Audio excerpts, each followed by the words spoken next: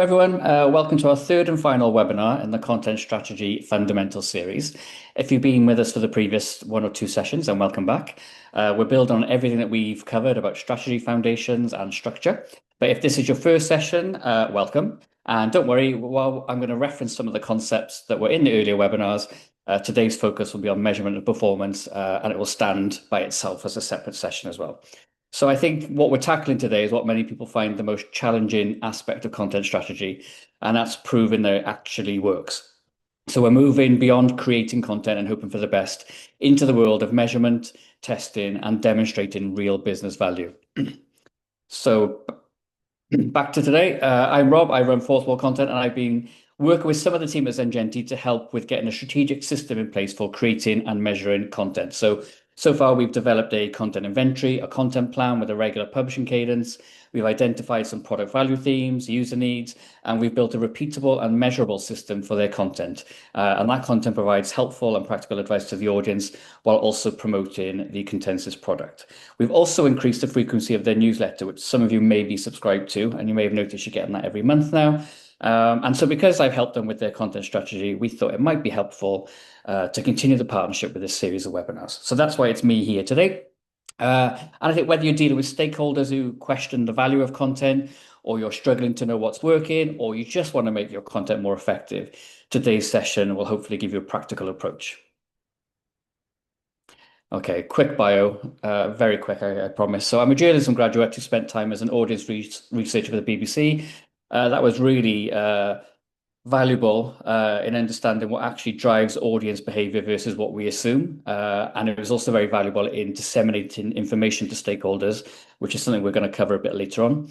And then after that, I was leading content for different design agencies in a SaaS company. And then I founded Fourth Wall Content. And here's the obligatory slide with logos of some of the organizations that I've worked with in the last 4 years on content design, content strategy, and content operations. I think the common thread in all of the work I've done in relation to today's theme is that organizations are either good at creating content or get to the point where they're good at creating content, but then they do actually struggle to measure the impact and prove its value. And so that's what we're going to hopefully unpick a bit today and see if we can solve it. So we're going to cover the complete measurement picture. There is quite a lot to go through. We'll start by understanding what content performance actually means, why measurement matters beyond just proving your worth. Then we'll dive into defining meaningful metrics. So that's the difference between vanity metrics and metrics that actually drive decisions. Then we'll look at content testing and optimization, because measurement without action is really just interest in numbers. And then we're going to tackle how to communicate content value to different stakeholders. The best metrics in the world are useless if you can't explain them effectively. So that's a really important part of the puzzle. And then we're going to finish by just looking at a couple of real challenges that you may face and some practical solutions before the recap of key takeaways and some hopefully practical next steps to help you after the webinar. So let's start with the fundamental question for today, which is what is content performance? My definition is that content performance is the measurable impact of content on achieving business objectives and meeting user needs. So there's two key parts to that definition, I suppose. First is measurable impact. So we're not talking about feelings or assumptions. We're talking about data that you can track and analyze. So we're talking about real evidence. Second there, we've got achieving business objectives and meeting user needs. So performance isn't just about getting attention. It's about accomplishing something meaningful for both your organization and your audience. So why does it matter? For not all the reasons, but for critical reasons, I would say. So first, it moves you from guesswork to an evidence-based strategy. So instead of creating content based on what you think will work, you create based on what you know will work. And what works for you currently may not work in the future. So it's important to validate your thinking and validate your content as often as you can. Second, it proves content's business value. So when budgets are tight, or priorities shift, you need concrete evidence of the contribution that your content's making to your organizational success. Thirdly, it drives continuous improvement. So measurement tells you not just what's working, but what could work better and how to get there. And fourth, it enables informed content decisions. So should you create more videos or should you create more written guides? Should you focus on awareness content or more on conversion content? Data will answer those questions and give you confidence in all the decisions you're making around your content. So effective content measurement requires a holistic approach, which really means looking at the complete picture rather than just isolated metrics. So we need to look beyond those simple engagement numbers. Page views, social shares, etc., they do matter, but they're not the whole story. And in isolation, they can just be that kind of vanity metric because they're not really telling you much about behavior and motivations. So a piece of content that generates massive engagement but doesn't support your goals isn't really performing well in that sense. We also need to connect content to broader business goals. So every piece of content should ultimately serve some business objective. It could be lead generation, customer education, brand awareness, customer support, or many other kind of objectives there. So your measurement should reflect those connections. We also need to understand user behavior and needs. So metrics tell you what people are doing, but you also need to understand why they're doing it. So high bounce rates might indicate poor content, or it might indicate that people find exactly what they need quickly. And then if we consider the multi-channel impact, content rarely works in isolation. So a blog post might drive social media engagement, which might lead to email signups, which might convert to customers months later. Sometimes it's even years later, that kind of customer life cycle. So your measurement needs to capture those connections. In terms of continuous improvement, then, content measurement isn't a one-time activity. It's part of that continuous improvement cycle. And so regular measurement means checking performance consistently, not just when you remember or when someone asks for a report. Iterative optimization involves making incremental improvements based on what you learn from measurement. So again, we're not trying to change everything all at once. It's about regular learning, regular iterations, and then that process continues. And that means an adaptive content strategy will help you when you're evolving your approach based on performance data and changing business needs as well. And then you just repeat the cycle. So you measure, you analyze, you improve, you repeat. I think the key insight here is that measurement without action is just reporting. So the goal is to create a feedback loop that makes your content more effective over time. Now, not all metrics are created equal. So we're going to talk about what I think are the three main types of content metrics and when to use each one. So we're going to look at engagement metrics, conversion metrics, and then business impact metrics. So engagement metrics. These essentially measure how people interact with your content. So there's just some examples there. So page views tell you how many people found your content, but they don't tell you whether or not that person found it useful or not. Time on page gives you a sense of whether people are actually consuming your content or whether they're bouncing and leaving immediately. But again, there's still caveats around that in terms of are they going because they found what they wanted straight away or because they couldn't find what they wanted. Social shares indicate that people found your content valuable enough to recommend it to others. But again, we don't really know much more than the fact that they've just kind of shared it. We don't know the real reason why they may have shared it or what resonated with them. And then comments and interactions, that's when we're getting a bit of a deeper engagement and we can actually start to get some qualitative feedback there. So I think these metrics are useful for understanding like your reach and your initial engagement, but it's worth remembering that they don't tell you about business impact. They're important metrics in that they indicate whether your content is attracting and holding attention, but engagement alone doesn't equal success. So that I would even say that the term engagement itself can be a bit ambiguous and subjective. So it's really clear when you're setting out the metrics around engagement to have a shared definition of what engagement looks like and therefore what success looks like based around engagement. So I've seen content that gets massive engagement but really contributes nothing to business goals. And conversely, content that's had a modest engagement can drive significant business results. So use engagement metrics to understand content reach and also audience interest, but always in the context of your broader objectives. So conversion metrics measure whether content drives a desired action. So it could be downloads of resources like white papers, guides, or tools, sign-ups for newsletters or webinars or accounts, lead generation through contact forms or consultation requests, form submissions for various purposes, and content-driven sales where you can trace revenue back to specific content. So these metrics are closer to business impact because they measure that action, not just the attention. They tell you whether content is moving people through your funnel or through your kind of defined user journeys and actually contributing to your goals. So the key here is defining what conversion means for different types of content and different stages of the customer journey. And then in terms of the business impact metrics, these are the ultimate measure, I suppose, of content performance, certainly for a lot of stakeholders in terms of what they care about. And so we can think about the revenue generated directly or indirectly from content. It's not always easy to understand that, especially when you've got really long-term kind of customer journeys, but it is possible. Customer acquisition is where content plays a measurable role in bringing in the new customers. Customer retention through content is keeping existing customers engaged, keeping them satisfied, hopefully turning them into loyal ambassadors. Brand awareness can be measured through surveys or search volume or brand mention tracking, and there are some tools to help with that. And in terms of cost savings, this is where content, as an example, could reduce the support burden or other operational expenses. So these metrics directly connect content to those business outcomes, making it easier to justify content investment and easier to demonstrate the ROI, the return on investment of your content. I think the challenge here is attribution, and that's connecting those business outcomes to specific content. And we'll come on to that in a little bit. Okay, so the most important principle in content measurement is aligning your metrics with those objectives, those business objectives. So you need to start by identifying what your key business goals are. Are you focused on growth? Are you focused on retention, efficiency, brand building? Some or all of the above examples could be something entirely different.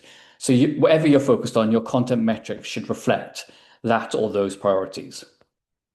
Therefore, you need to select metrics that directly support those goals. So if your goal is lead generation, focus on the conversion metrics. If it's customer retention, you might want to focus on engagement and satisfaction metrics.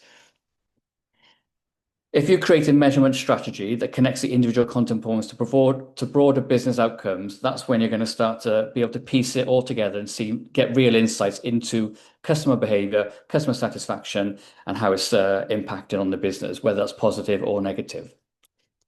And you need to continuously refine based on your results. So as you learn what works, adjust both your content and your measurement approach. So this isn't necessarily a quick or easy process, but it's incredibly important because you could be spending lots of time creating content, a particular format or on a particular channel that really is having no impact on the business whatsoever. Complete waste of money, time, effort, etc.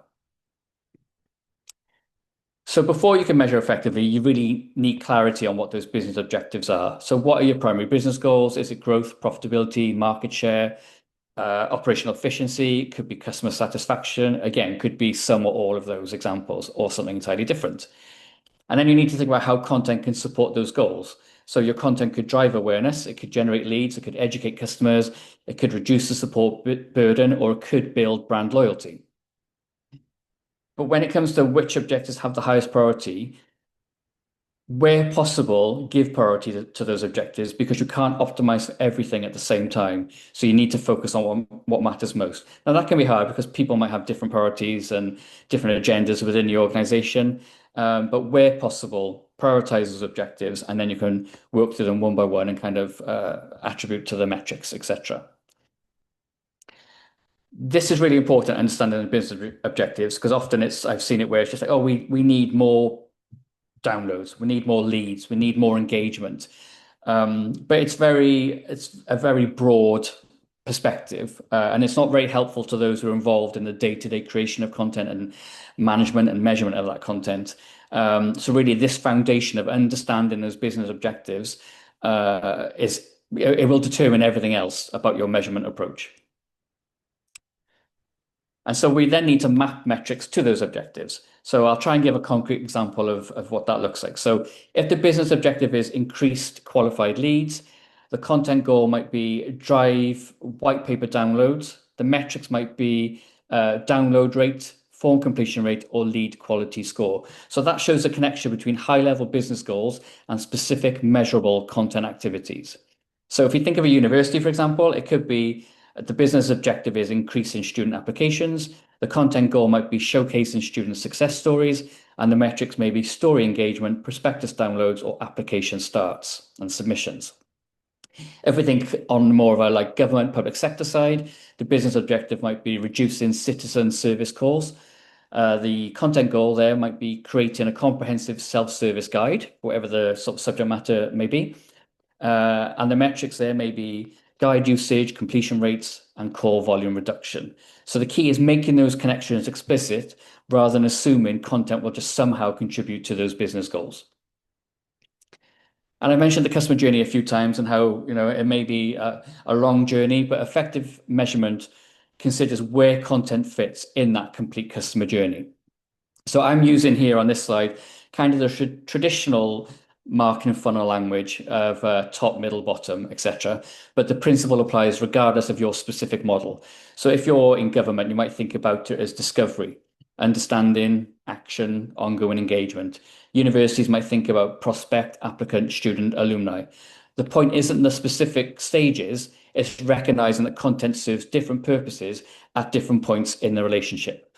So early stage metrics, you might focus on awareness and discovery, reach, impressions, how people find you, initial engagement.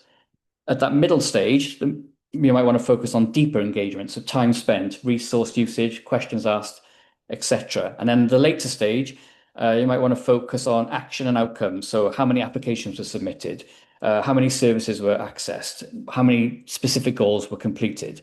And then there's that kind of ongoing metric side where you focus on satisfaction and continuation. So again, repeat usage, satisfaction scores, recommendations to others. And to give that just a bit more context, a blog post designed to introduce people to a topic is likely to be measured differently than a detailed guide designed to help someone complete a specific task. So don't get hung up on whether you've got a funnel or not. Just think about the different stages of engagement your users go through and then measure content accordingly. But measurement is only valuable if it leads to improvements. So we're going to talk about testing and optimization. Just a couple of kind of core approaches to this. It's quite a big topic in and of itself, but we'll give a couple of examples and kind of work through how they can be useful for you. So in terms of what you're going to test, what kind of content elements you can test, almost any content element can be tested for some sort of performance impact. You might be looking at headlines and subject lines. They often have the biggest impact on whether people engage with your content initially. The subject line of your newsletter, for example. You might be looking at calls to action and how they affect conversion rates. So again, that could be looking at specific wording, the placement of the call to action, and also the design and presentation of it as well. They can significantly impact results. Content length matters differently for different purposes and audiences. So sometimes shorter is better, sometimes longer. So again, it's worth thinking about that as well. And formatting is also an important element that you can test, including paragraph length, bullet points, subheadings, how white space affects readability, and related things. And then we've got visual elements there, images, videos, charts, infographics, etc. They can dramatically affect both engagement and comprehension. And the last one on this list is tone and style choices and how they affect different audiences in terms of how they respond to your content. So you could start with elements that will likely have the biggest impact and then work your way down to some of the smaller details. Now, one of the methods is A/B testing, and this involves comparing two versions of content to see which performs better. So the key is changing one variable at a time. That could be a headline, a call to action, the length of the content, or again, the visual design. So thinking about those elements from the previous slide. And this ensures that you know what caused any performance differences, whether that's improved or something that's detrimental. And you need to run the test long enough to get statistically significant results. So a few hours of data usually isn't enough to draw conclusions, but the optimum time will depend on your traffic volume and the content that you're testing. But as a general guide, I would say, you want to be testing for a minimum of 1 to 2 weeks for most content, and that will account for sort of day of week variations if that's something that's relevant to the content. You might want at least 100 to 200 conversions per variation to reach some kind of statistical significance. And again, this is where the traffic is important. High traffic sites might get, insightful results in days. Low traffic sites, it could take, anything 4 to 6 weeks or longer. So the key is reaching that statistical significance and not just kind of running for a set time. And I think you really need to be testing elements that are likely to make a meaningful difference. Testing button color might be less impactful than testing your value proposition, for example. So with your value proposition, you might have version A, which is get our comprehensive guide to content strategy, and version B might be save 10 hours a week with our proven content system. You might get more insights than that than just the color of what the button is that leads to the kind of resources. Um, so that's really important to think about how you want to run that and just keeping in mind the time that it may take to do that as well. And then we've got multivariate testing. This allows you to test multiple variables at the same time. So instead of testing headline versus headline, you can test different combinations of headlines, images, and calls to actions, as an example. And that will help you understand complex interactions between those different content elements. So if you want to test three elements on a landing page, as an example, you might have two headlines, two images, and two call to actions. So the multivariate test will create 8 different combinations based on that. And so that finds not just which headline works best, but which combination of headline, image, and CTA works best together. With 8 variations, just sticking with that example of having the two headlines, two images, two call to actions. Um, I know that's 6 elements ultimately, but together they combine to make 8 combinations. With 8 variations, you need 8 times the traffic to get statistically significant results. So if you need 200 conversions per variation, that's 1,600 total conversions needed versus 400, say, for a simple A/B test. You can optimize content more comprehensively by finding the best combination of multiple variables.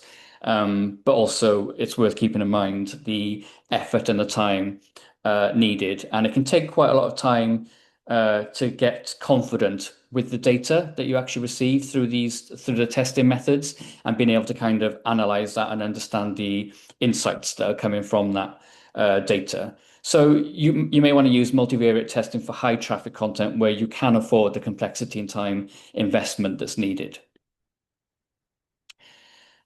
So in terms of continuous improvement, something which I've mentioned a few times so far, effective content optimization will follow a systematic cycle. So measure current performance using your defined metrics, analyze the data to identify patterns, problems, and opportunities, hypothesize about what changes might improve performance, test those hypotheses through the A/B or multivariate testing, or there are other methods available, of course. Implement changes that prove effective through your results, and then repeat that cycle. So measure, analyze, hypothesize, test, implement, and repeat. So I think the key here is making this cycle routine rather than ad hoc. So you could schedule regular performance reviews and optimization activities, for example, rather than it just be, oh, we haven't done that for a while, let's measure, or somebody sort of sending an instruction down saying what's going on. But of course, once we've done, we've set these business objectives and we understand them and we've got our metrics and we've connected them and we've done some testing and we've got some data, really it comes to the second half of the battle. So the first half of the battle is just having those great metrics anyway. But the second half is that you need to communicate content value effectively and often to different stakeholders.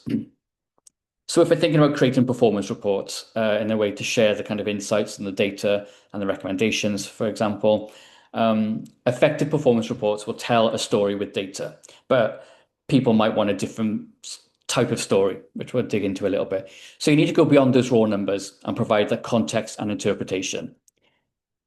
By context, I suppose I mean what the numbers mean and why they matter. So not just saying these are the numbers, but actually what the meaning is behind those numbers. We also need to be showing clear impact on those business objectives that have previously been defined rather than just the content metrics. So we can connect those dots between business, content, performance, etc.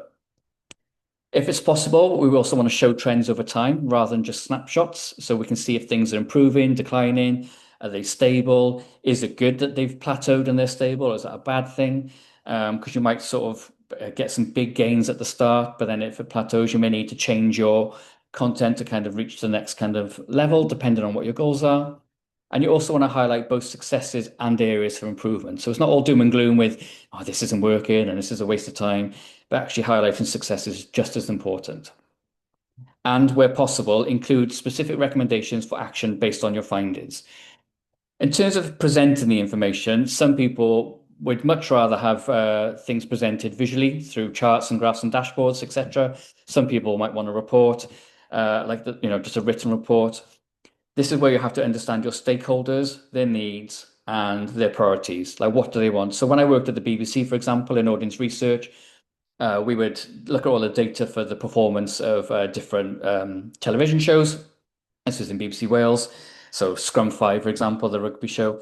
And there were different stakeholders. They were like the commissioning team. They might want something, or they did want something that was a lot more detailed. The kind of production team would want the sort of headlines initially, but have the more detailed reports and insights available. Some of the kind of marketing team just wanted the kind of bullet points of performance and things. And then on the audience research team that I was on, we were mainly interested in like, the performance metrics, how it compared against other programs on different channels and same time slots, different time slots, etc. So all that information was available in one sort of report. But then it was disseminated in different ways to different stakeholders. And that's really important to remember. Like, does somebody want a big design PDF versus an email versus maybe more of a webinar or type of show and tell type presentation? That's really important to think about because it can directly impact how people understand and respond to the insights and the data that you're sharing. And so, to give that a bit more kind of detail, I suppose executives might want to see the bottom line impact and the strategic alignment. So, in those examples, you might want to be showing revenue contribution, customer acquisition, cost savings, competitive advantages. The marketing team, they might want to really focus on the campaign performance and optimization opportunities. So you might want to show them which content types and topics drive the best results and how to improve the performance where possible. And then thinking about content creators, they might want to understand the content effectiveness and audience engagement.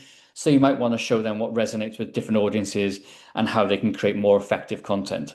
And then in terms of product teams, they might want the customer insights and content usage patterns. So you may show them how content affects the user experience and product adoption.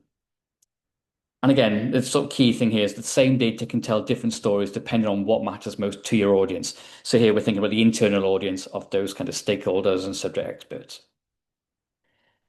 When it comes to key reporting principles, there are four that I've kind of focused on throughout my work. One is being clear and concise. Maybe that sounds obvious, but really don't overwhelm people with unnecessary detail or jargon. Again, understand what they most care about and tailor your reporting to that. Also focus on the business impact rather than just content metrics. So you do really need to connect the dots between content performance and business outcomes. And that's not to say that that's easy or quick, but it's really important in terms of the impact that your work can have on the business. You also want to show trends and insights, not just the numbers. So what are the patterns? What's changing? What does it mean? What are the influences? Lots of different questions you can ask around that, but that's always worth trying to establish in any reporting, and also provide actionable recommendations. So it's not just a case of reporting the problems, it's actually suggesting solutions as much as is possible. And that's the key point here. I think the best performance reports lead to decisions and actions that will improve content effectiveness. So I mentioned at the start that we would look at some of the challenges, and I just want to focus on two really. There are lots more, but I want to focus on two because they're the ones I see most often, and they're just very important in relation to content measurement as a topic. So first we've got data complexity, and that really manifests in several ways. So the first is that you could have too many metrics, and that can create confusion about what matters most. So this is really important in terms of what are we trying to measure and why. We don't want to measure things for the sake of it. You might have data sets available, but if they're not helping with your reporting, then don't include them. So too many metrics can create confusion. There may be conflicting data sources, which give you different numbers for seemingly similar things. Now, this is where it can take a lot of time up front to set up the sort of tools and data collection sources that you're using. And that can seem hard and intimidating. It also sometimes is hard to get buy-in to be able to do that. But without those sort of relevant, meaningful data sets and tools to collect that data, there's not really much more you can do in terms of content measurement and performance. We also need to be thinking here about measurement inconsistencies where different teams or tools measure the same things differently. So again, it kind of plays into that conflicting data as well, and how that can come about. And then there's analysis paralysis, which is always fun to say. And that's where you have so much data that you just can't decide what to focus on. So that links into too many metrics there, really. But it's just like it's so overwhelming that you actually can't see the insights because there's just so much in front of you. So the solution here is to be disciplined in your focus in terms of focusing on metrics that matter, combined with a systematic approach to how you collect that data and analyze that data. And then the next challenge I wanted to focus on is attribution. And again, that's connecting content to business outcomes, which is the biggest challenge for measurement that I've seen organizations face. Tracking content's true impact is difficult because customer journeys are complex and there's multi-channels and multi-touch points.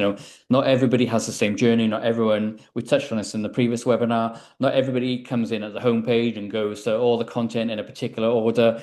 They're complex, they're long, they're not linear, they're scrappy. And so it can be hard to kind of track content throughout those journeys, especially when there's multiple user groups that you might be focused on. The other challenge here is that understanding multi-channel interactions requires sophisticated tracking across those channels, whether that's email, social, website, offline touch points as well. So again, it can be hard to get all the data that you need in the first place, but then connect that data to get the sort of full picture and the coherent story. And then connecting content to business outcomes will often involve time lags between content exposure and action. So again, we need to think about once we publish something, how soon will we get insights from the impact of that content? And that will vary, depend on the content type, the format, the channel, etc. But it's worth keeping that in mind if there's anybody within the business that's expecting sort of immediate results, as we saw earlier. It could be that some of your testing methods take 4 to 6 weeks. So I think we need to accept that attribution will never be perfect, and that's okay because we want to work towards increasingly accurate measurement over time. So we're not going to start from the perfect spot. We're just going to start measuring what we can and then continue to do so based on some of the sort of cycles that we shared earlier, and sort of build that kind of attribution.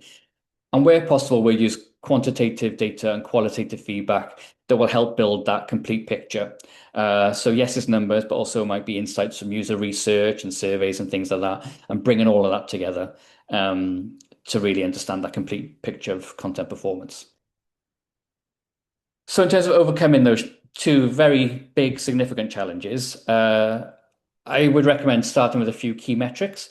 So rather than trying to measure everything perfectly from the beginning, start with something specific and small. And then use consistent measurement approaches across all content. So that will help when you're comparing data and insights and things.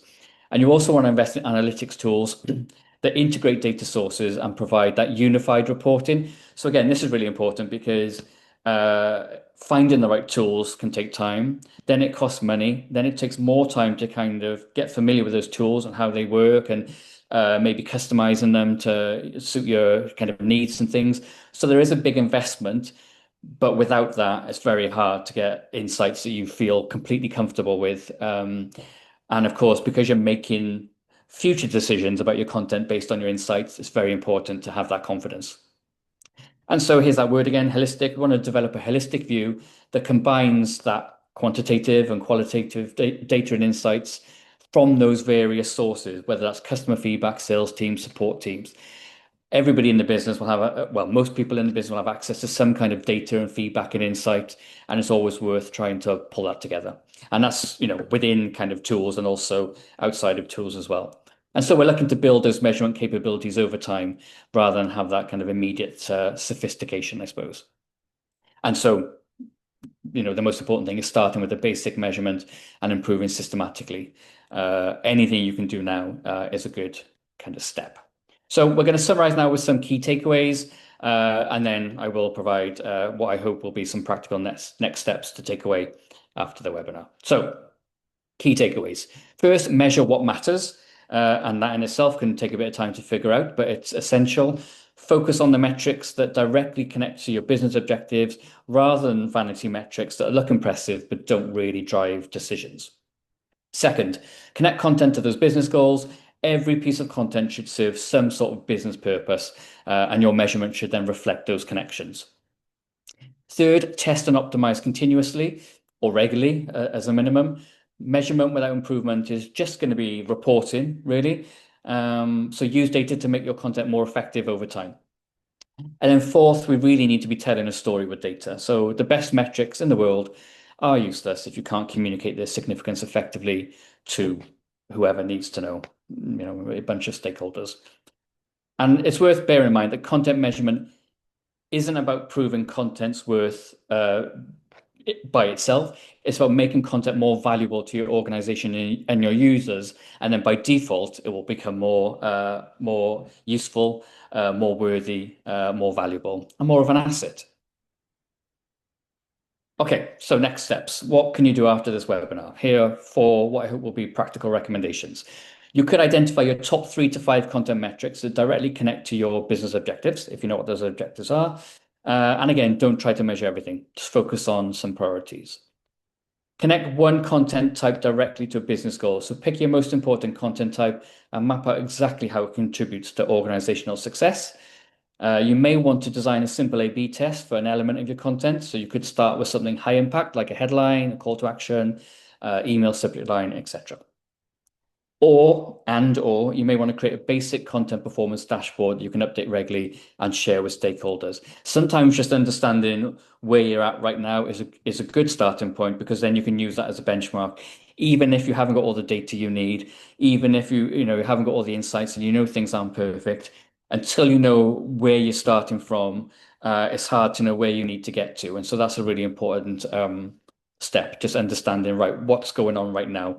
And if that means starting with what I've called those vanity metrics, because that's all the data you've got available, that's also fine. But long term, we don't want to only be looking at some of those kind of more superficial sort of engagement stats and things.